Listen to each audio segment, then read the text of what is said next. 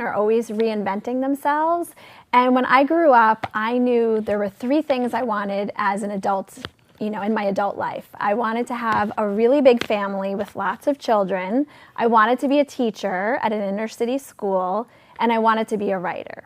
So when I was 25, I thought I had everything all figured out. I had married my high school sweetheart, and I was pregnant with our first child. So I'm like, okay, this is great. And I was teaching at a wonderful inner city school.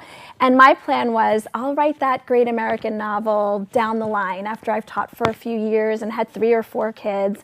And then I got very sick when I was pregnant with a rare disease called HELLP syndrome. And I was very lucky to make it and survive, but unfortunately, I had to give up my teaching career.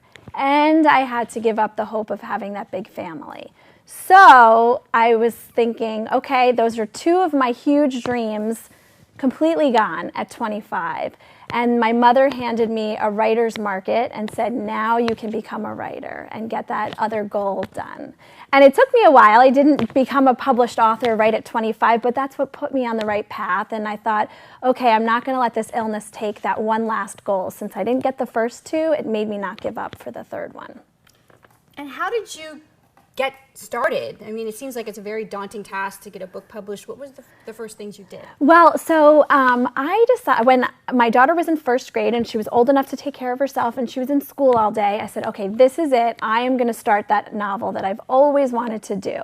And I just started writing. And I had a plot. It was not this book. This is actually my 2nd book. My first book I thought was going to be a big hit. It was called Friend Requested, Friend Denied. And it was a story about what happens when 2 former high school frenemies reconnect on Facebook. And I thought it was the best idea ever. And I wrote the novel. Every day I would write for hours and hours while my daughter was at school. And I wrote the novel from beginning to middle to end. And I tried to get an agent, and it just didn't happen. I kept submitting it. And I went to a writer's conference, and one of the speakers said, it takes most novelists 3 tries before they sell a book. And I thought, okay, I wrote that first book, I didn't sell it, but now I know that I can write a whole novel. And then I decided, okay, I need to do something that's marketable. And the romance industry is a very, very booming part of the literature industry right now. So I decided to write a romance, and I realized that the missing piece that I had was that I did not have a writing group or anyone to workshop with. So I signed up for a class at the Writing Institute at Sarah Lawrence College, and for this book, Worth the Wait, the whole entire book was written while I was enrolled in a writing workshop class there. So I would write about 20 pages or so, and then I would share it with my classmates. And I would say to them, tell me everything that's wrong with it so I can make it better. And I would go back and I would revise it and I would write ahead. And next thing you know, I was workshopping 50 pages and then 150 and then the whole book.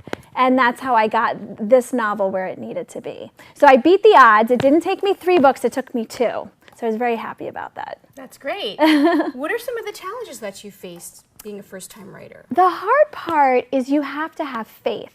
When you decide that you're going to write a novel, you have no idea if you're ever going to sell it. So it's very different than when I was a teacher. You know that if you go to school to become a teacher and you pass the teaching exam and you complete your student teaching, that you just need to go on job interviews and eventually you'll get a job. When you're writing a novel, you have no idea if you're going to ever get an agent or a publisher that's interested. And so the whole time you're working, you have to have faith in yourself because you're doing something and you just don't know what the end goal is if you're going to make your goal at the end of it. And so that's very challenging. And tell us about this book, Worth the Wait. So Worth the Wait is a romantic comedy. It's set in the Chelsea section of Manhattan. And it's about what happens when the CEO of a supersized stroller company falls for a famous kids fitness guru. So it's sort of a modern twist on the You've Got Mail kind of story plot with mistaken identity. The main character, Jack Moskowitz, owns a company called Considerable Carriages. He's just come out with his latest stroller with supersized cup holders, and it has a weight capacity of up to 80 pounds. And he meets his nemesis, Kate Richards, at the dog park the day after she has torn his company apart on a national talk show. And his niece is quick thinking enough to introduce him with a pseudonym. And so the book starts out and he knows who Kate is, but she doesn't know who he is. And the whole beginning of the book is about how they fall in love, and you're wondering, when is she going to find out who Jack is, or when is he going to tell her? And I can't give it away, but the whole time you're wondering if they're going to make it work. And what was your inspiration for this book? You know, it's interesting. When I lived in Manhattan, my daughter was about 2.5, and I still had health problems from the disease that I got when I was pregnant. So most women can just throw their kid in a stroller and go all over the city.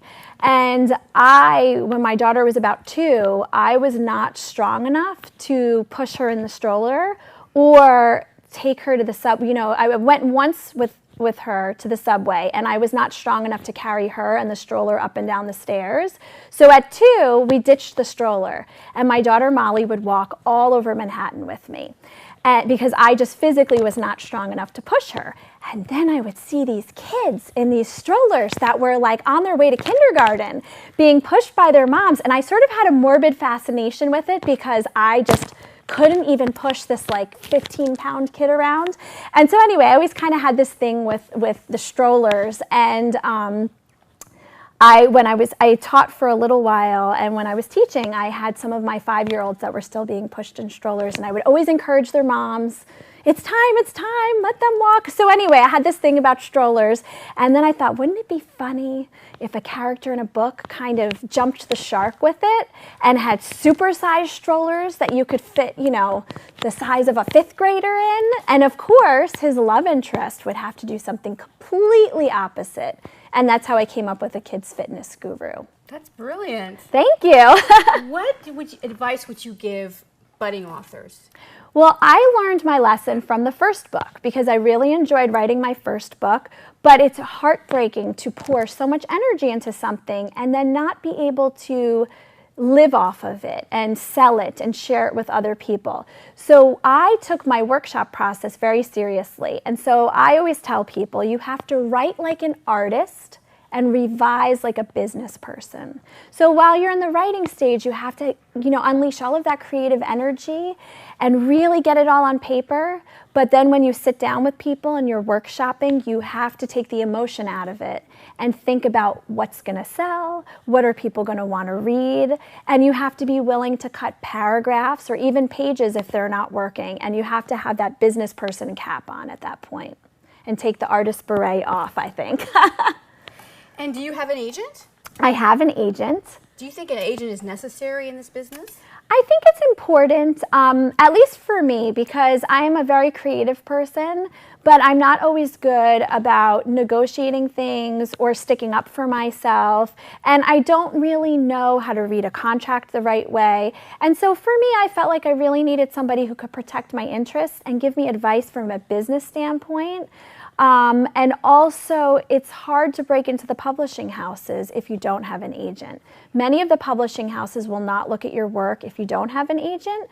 There are some that will, but I think you sort of get pushed to the bottom of the pile, and that the people who have the agents will get their work looked at a little quicker. So, where can people get your book?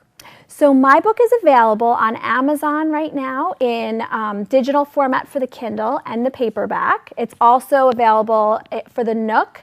It was a Nook first pick for Barnes & Noble. What does that mean? So that means I'm a hot, emerging new author with a cool book.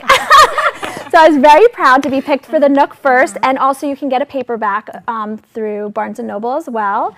I just sold for Audible, so very soon, after they get a Jack and a Kate audio actress, it'll be available on there. And it's on iTunes and local bookstores. That's so all over. Well, thank you so much for coming on the show. And congratulations. Thank you so much. And we're going to have you on again once your book is a big hit and it's turned into a movie. Thank you. Thank you for having me. You're welcome. Well, that wraps up this edition of Inside the Box. We'll see you next time. Thank you for joining. Is that it? Done. Dun, dun, dun, dun. Is it done? My eyes are tearing like Yeah, crazy they were from the tearing. lights. I was like, oh my God, I hope we're almost done. Yeah. I saw that they My were starting eyes to are like tear. gushing.